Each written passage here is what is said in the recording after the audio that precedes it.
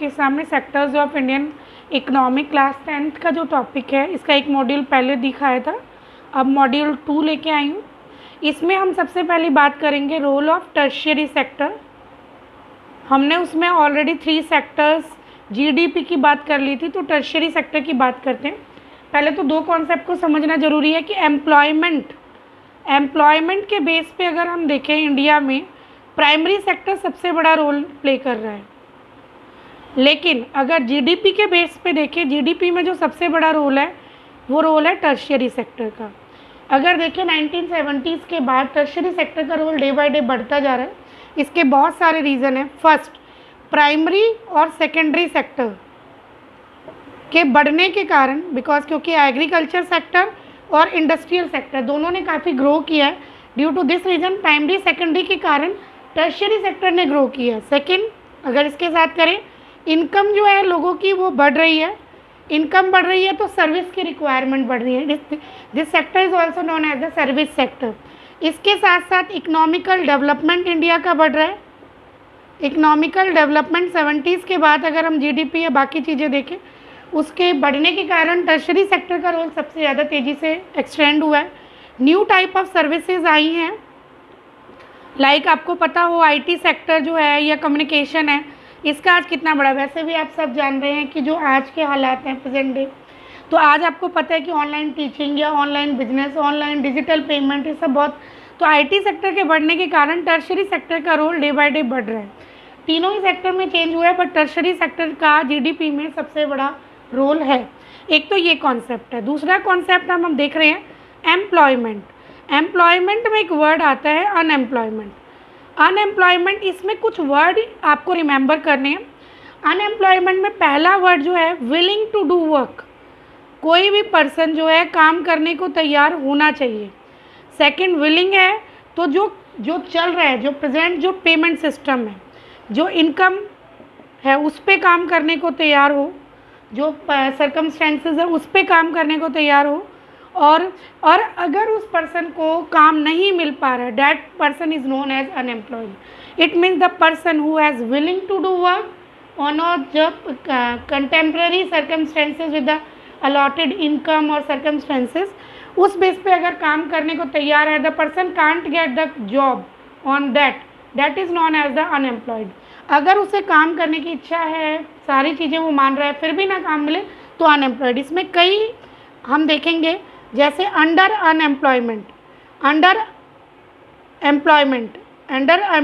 एक वर्ड है।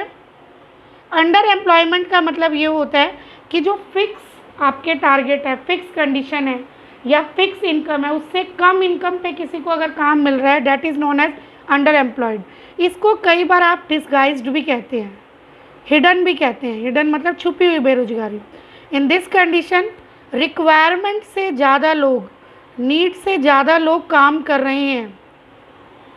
रिक्वायरमेंट से ज़्यादा लोग काम कर रहे हैं मीन्स वो अपनी पोटेंशियल का फुल यूज़ नहीं कर रहे। इसके बाद आप देखते हैं सीजनल स्पेशली नॉर्मली जैसे इंडिया में आपको पता है मॉनसून बेस पे एग्रीकल्चर डिपेंड है, तो सीजनल में हम ये बात करते हैं अगर मॉनसून टाइम पे नहीं आया या लेट आया या बहुत ज़्यादा बारिश हुई तो उसके कारण ये अनएम्प्लॉयमेंट देखने को मिलती है। इसके बाद एक आपकी एजुकेशनल अनएम्प्लॉयमेंट।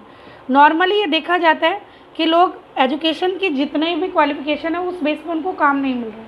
जैसे किसी ने एमएससी की डिग्री ली है लेकिन एमएससी के बेस पर उसको वर्क नहीं मिल रहा है, तो इस कंडीशन में एजुकेशनल क्वालिफिकेशन होते हुए भी काम नहीं मिल पा रहा है। तो डिफरेंट टाइप ऑफ अनएम्प्लॉयमेंट आप देख रहे हैं, टाइप्स ऑफ अनएम्प्लॉयमेंट। इसी में एक टॉपिक अगर हम लास्ट देखें वो है कि गवर्नमेंट क्या कर रही है एम्प्लॉयमेंट देने के लिए, गवर्नमेंट पॉलिसीज़। आपको पता है इसमें एक प्रोग्राम चल रहा है MNREGA, Mahatma Gandhi National Rural Employment Guarantee Act 2005। पहले हम इसी की एक बात कर लेते हैं। इसके मेन पॉइंट में आपको पता है 100 डेज जॉब्स दी जाती हैं। जो भी अनएम्प्लॉयड पर्सन है उसे जो है जॉब कार्ड प्रोवाइड होता है। एक फैमिली में से पर्सन को 100 डेज जॉब मिलेगी। अप्लाई करने के विदिन 15